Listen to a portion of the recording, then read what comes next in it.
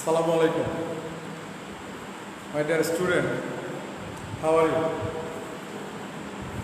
I hope you are all okay by the grace of Almighty Allah Ta'ala. I am also okay. After the holidays of Puja, we again want to take English class.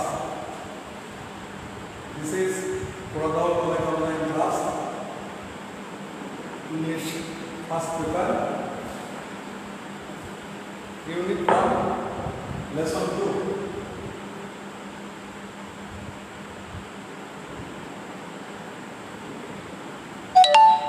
In my previous class,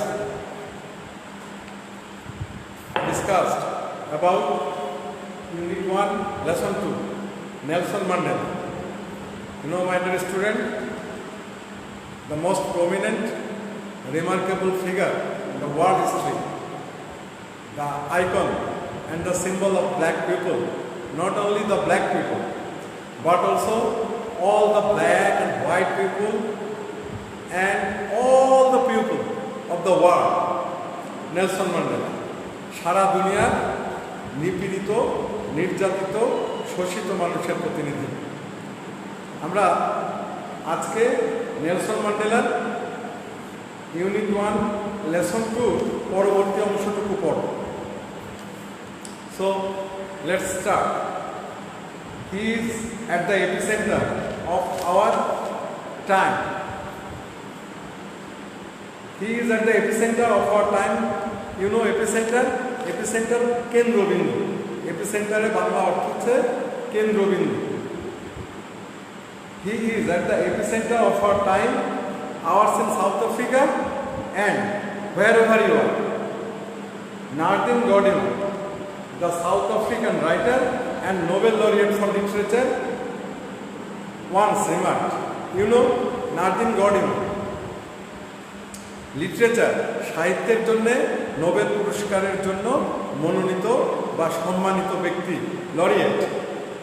এই নাদিন গর্ডিমার একবার Nelson Mandela সম্পর্কে মন্তব্য করলেন যে Nelson Mandela দক্ষিণ আফ্রিকায় সেই সময়ে তাদের কেন্দ্র ছিলেন। শুধু তাদেরই নয়, শুধু আফ্রিকাতেই নয়, সারা দুনিয়ার সমস্ত মানুষের কেন্দ্রবিন্দুতে ছিলেন Nelson Mandela. You know, the years Mandela spent behind bars made him the world's most celebrated political prisoner. You know prisoner? Prisoner হচ্ছে বন্দী। নেলসন ম্যান্ডেলা যে সময় তোমরা জানো যে নেলসন ম্যান্ডেলাকে দীর্ঘদিন, আমি গত ক্লাসে বলেছি, নেলসন ম্যান্ডেলাকে দীর্ঘদিন কারাগারে আটক করে রাখা হয়েছিল। তিনি দীর্ঘদিন বন্দী ছিলেন। এই নেলসন ম্যান্ডেলার এই যে কারাবরণের যে সময়টা, সেই সময়ে রাজনৈতিক বন্দী হিসাবে তিনি সারা দুনিয়ায় ব্যাপক পরিচিতি পান এবং সমস্ত মানুষের সমর্থন পান। বলছে যে and a leader of mythic stature for millions of people of black South Africans and other oppressed people far behind the country's border. You know, South আফ্রিকার যে কালো মানুষের তথা সমগ্র দুনিয়া নিপীড়িত, নির্যাতিত মানুষের প্রতিনিধি হিসাবে তিনি ব্যাপক আলোচিত হন। তাকে সেই সময় সবথেকে জনপ্রিয় রাজনৈতিক বন্দী হিসাবে বিবেচনা করা হয়।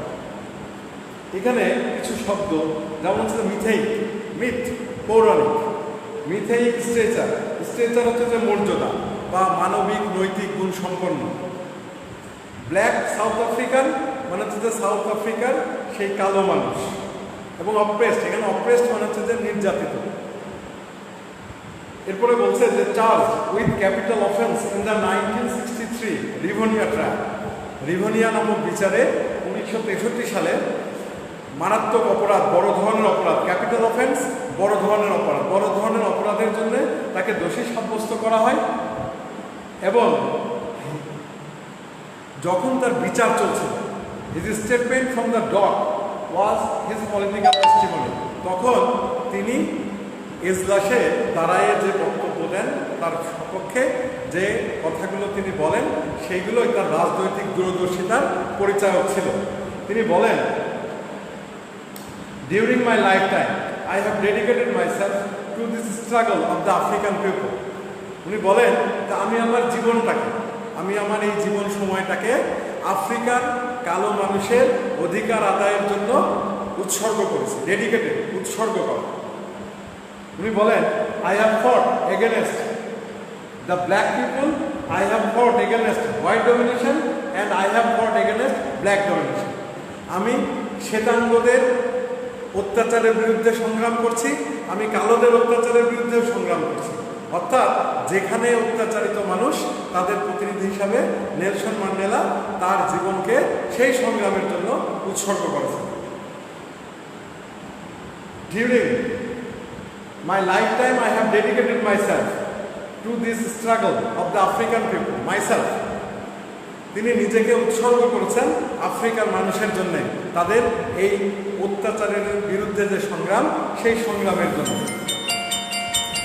I have cherished the idea of a democratic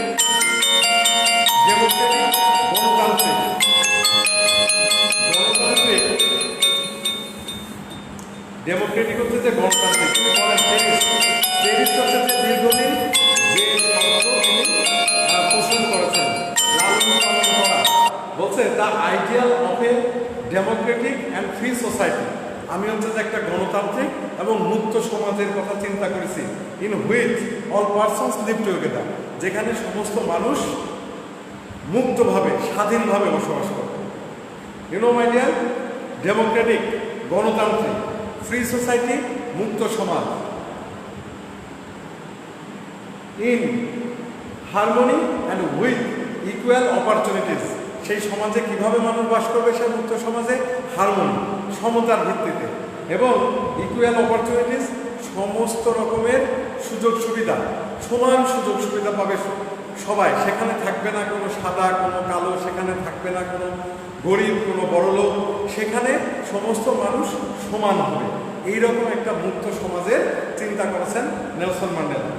উনি বলছেন যে it is an ideal I hope to live for and to achieve. বলছে যে এই যে আদর্শ, এই আদর্শের জন্য আমি সংগ্রাম করছি, এই আদর্শের জন্য আমি বেঁচে আছি। এবং উনি এরপরে বলছেন যে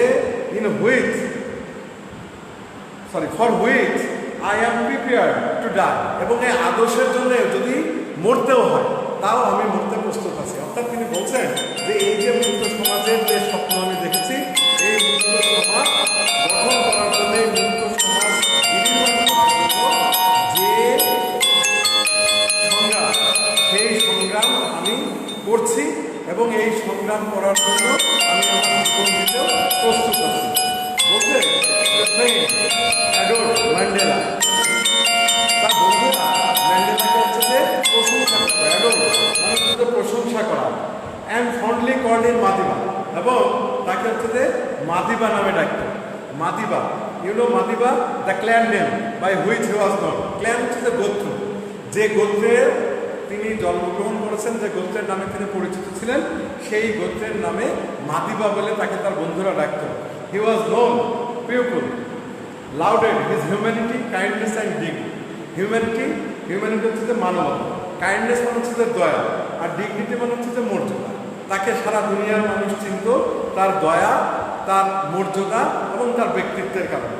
so my dear student, Nelson Mandela এই যে রিমার্কেবল পারসন, ওনার সম্পর্কে আমাদের এই যে পার্সোনালিটিস হোম অ্যান্ড অ্যাব্রোড, এই যে ইউনিট 1, এইখানে আমরা প্রথমে পড়লাম যে আমাদের দেশের সর্বকালের সর্বশ্রেষ্ঠ বাঙালি শেখ মুজিবুর রহমান সম্পর্কে, বঙ্গবন্ধু শেখ মুজিবুর রহমান সম্পর্কে, এবং তারপরেই ইউনিট 1-এর লেসন 2-তে আমরা পড়লাম নেলসন ম্যান্ডেলা সম্পর্কে।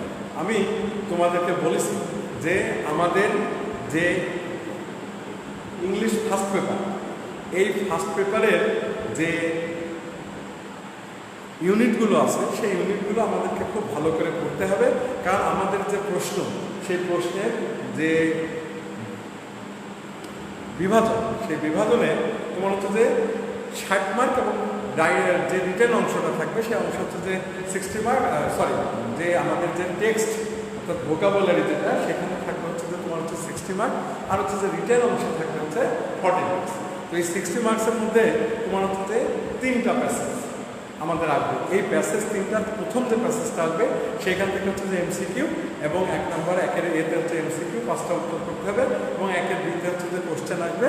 এখানে হচ্ছে যে 5টা প্রশ্নের উত্তর করতে হবে, 5 × 2 10 মার্কস। এই মোট 15 মার্কস প্রথম প্যাসেজ থেকে আসবে।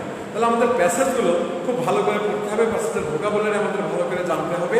এর সাথে সাথে প্রতিটা শব্দ কোনটা কোন পার্টস অফ স্পিচ সেটা আমাদের খেয়াল করতে হবে, এবং শব্দগুলোর আমাদের যে ওয়ার্ডগুলো আমরা এখানে পাবো সেই ওয়ার্ডগুলোর সিনোনিম অ্যান্টোনিমগুলো আমাদেরকে হচ্ছে পড়তে হবে।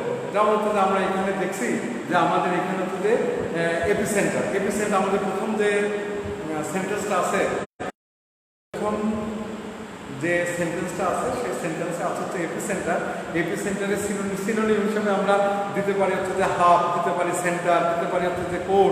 এর অ্যান্টোনিম আমরা দিতে পারি হচ্ছে যে হাইপোসেন্টার। আমরা যে ব্যাপারটা বলতে চাই সেটা হচ্ছে যে প্রতিটা যে শব্দ এরকম করে প্রত্যেকটা শব্দের সিনোনিম এবং হচ্ছে যে অ্যান্টোনিম আমাদেরকে জানতে হবে। যদি আমরা এইগুলো ভালো করে পড়ি তাহলে আমাদের প্রশ্নগুলোর উত্তর করা সহজ হবে। ওকে, আমরা আমাদের আগামী দিনের যে ক্লাস সেই ক্লাসে আমরা এর পরের যে চ্যাপ্টারটা ইউনিট 1 লেসন 3 ভ্যালেন্টিনা তেরেস্কোভা, আমরা হচ্ছে যে ভ্যালেন্টিনা তেরেস্কোভা পড়াবো।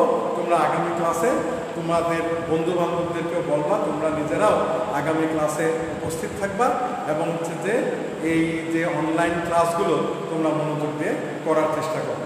বাড়িতে সুন্দরভাবে লেখাপড়া করো, লেখাপড়ার সাথে থাকো, যাতে হচ্ছে যে অল্প অল্প করে আমরা আমাদের সিলেবাসটাকে শেষ করতে পারি।